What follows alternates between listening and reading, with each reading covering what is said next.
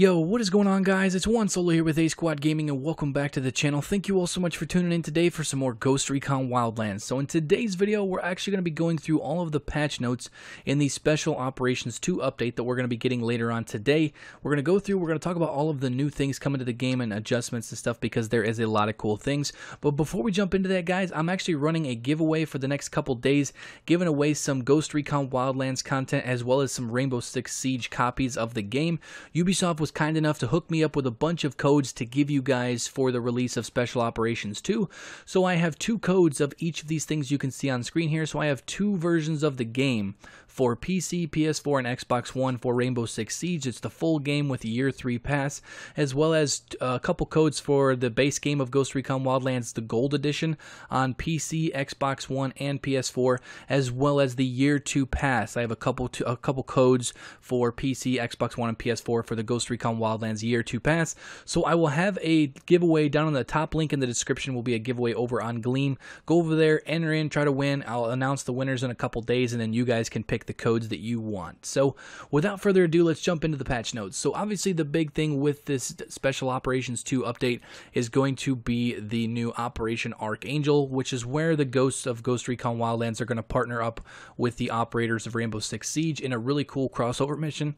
I honestly cannot wait to play this. You know, I really love the Splinter Cell DLC, just the tie-ins and stuff like that in this giant shared Tom Clancy universe where they tie in with all these games. It's really, really fun. But one of the cool things with the PvE mode and stuff that you guys are going to be seeing is the ability to turn off your AI teammates. So you can now play all of the PvE campaigns entirely solo with no AI teammates. Simply toggle them off in the game menu for a true lone wolf experience. This is something that we've been asking for a very, very, very long time, and I can't wait, because normally what I would just do is I would just set the AI teammates to kind of just stay in one spot way away from where I was actually doing all my dirty work and stuff like that, so I didn't have to worry about them. So now we'll actually have an option to turn those guys off, which is really cool, as well as the addition of the Ghost mode. So the Ghost mode is a new permadeath PvE game mode for those really looking for a challenge, this is something also we've been asking for a very long time. And it's the new free mode will be accessible through the main menu, and you can play in both solo and co-op and at any difficulty setting. And in Ghost mode, you'll only have one primary weapon to accompany your pistol, and you'll need to really think about when you reload, since the remaining bullets in your clip will be lost when you reload. Choose your weapons carefully, since you can only swap them also out at ammo boxes. And also with the realism, they added friendly fire. And also with that, the permadeath. So you have friendly fire, permadeath. You can only have one primary weapon. You can only swap weapons at weapon cases and stuff like that. And all the ammo that you have left in your magazine when you reload is gone. This is a super hardcore mode. I'm really glad to see this come into the game, and I cannot wait to get my hands on it to try it out. As well as they changed a few things with the character customization with the AI. So if you want to keep the AI customization, or the AI on for that matter, you can actually now change the face, gender of your characters, of your AI teammates at any time. So you're not just locked to the regular Ghost Recon Wildlands, AI that you normally have, because they made it a while back with one of the, I think, Special Operations 1 update. They made it so that you could customize all their clothing however you saw fit.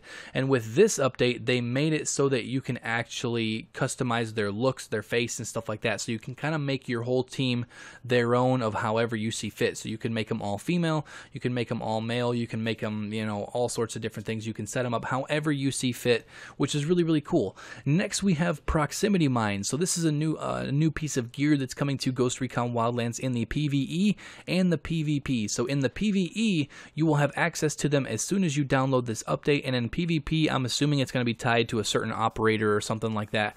And these things are going to be really cool, especially with the Ghost mode being the fact that you have permadeath. You can set up these proximity mines. You can kind of sneak around, like for instance, if you're going to go in and take down an entire giant base, you can sneak in, set up some proximity mines and stuff. So, if shit hits the fan, you can have these proximity mines set up so it might take out a few enemies and stuff, which is going to be really cool. It's a cool addition to the game.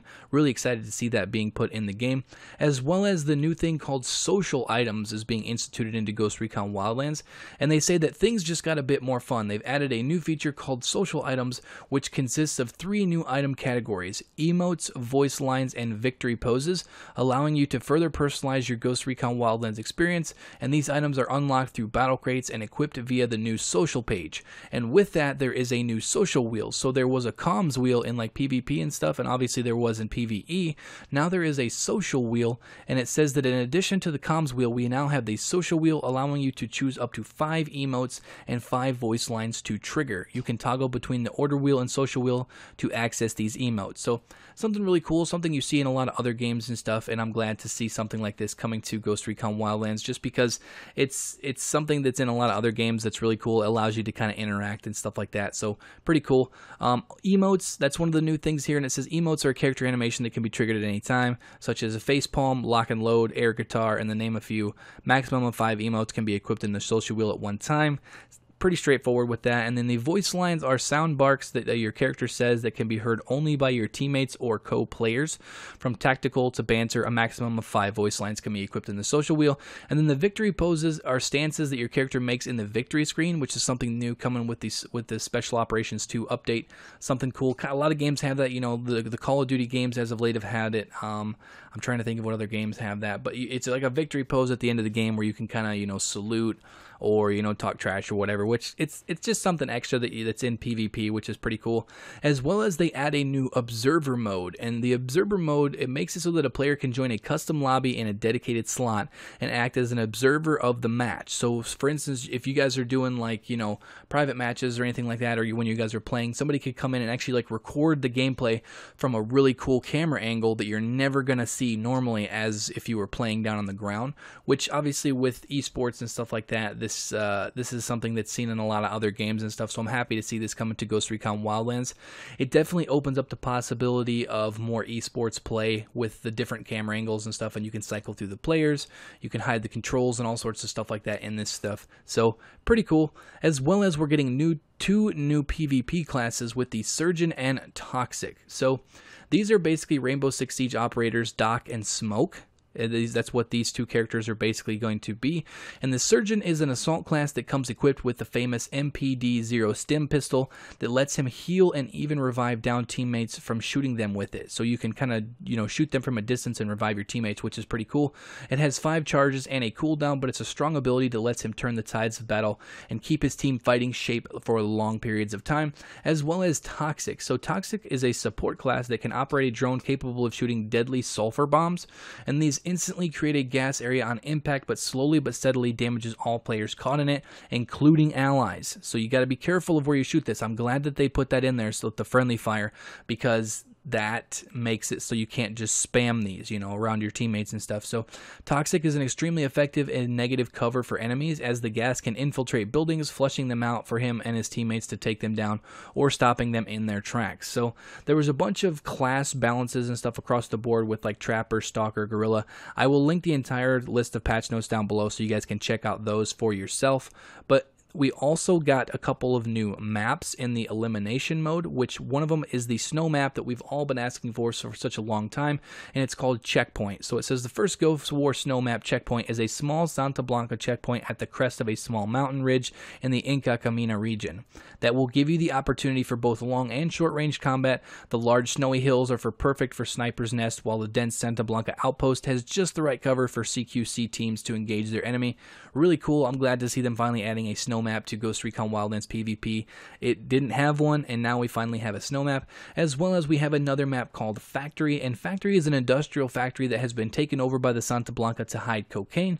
The elevated areas of this map help provide for a fun mix of fast-paced CQC and mid-range sniping. Make sure to always cover your teammates 6. This one looks like a lot more urban of an environment, I guess you could say. There's a lot of buildings, a lot of cover and stuff, so there's going to be a lot of cat and mouse games played on this map, as well as they added new daily challenges, and it says you can earn prestige credits by completing our new daily challenges for Ghost War.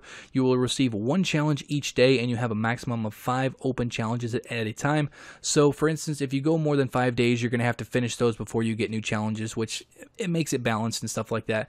And then they reward you with prestige credits depending on the difficulty that can be removed at any time to make space for new ones. Additionally, once per day, you can re-roll a challenge to instantly receive a new one in its place. So they're definitely making it so that you can earn a lot of prestige credits with these daily challenges. I'm really glad to see that in the game, as well as with the ranked play. There is a few things, adjustments and stuff like that, and there's also going to be a double XP event that will now take place 2 times per week, each time lasting for 24 hours. So 2 full days a week we're going to get a double XP event, and then as well as that, they have a prestige revamp. So the prestige system and economy has been reworked to meet community feedback to offer a more dynamic Ghost War progression experience, and with that they basically instituted prestige crates. So they introduced a new type of crate called a prestige crate, which makes it so that you can be purchased with prestige credits, each one containing a customization item. From now on, new customization items will be added to our Spec Ops and Ghost War battle crates, whereas prestige crates will contain previously released items minus the icons, which remain available only in the battle crates. So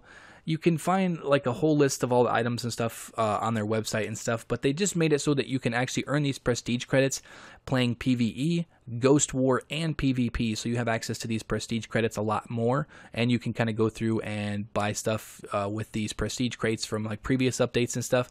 But overall, guys, that's the majority of the updates. They did introduce some new armory packs and stuff like that, but for the most part, that's all for the keynotes of the patch notes. Like I said, I will link them down in the description below if you guys want to check them out in their full entirety.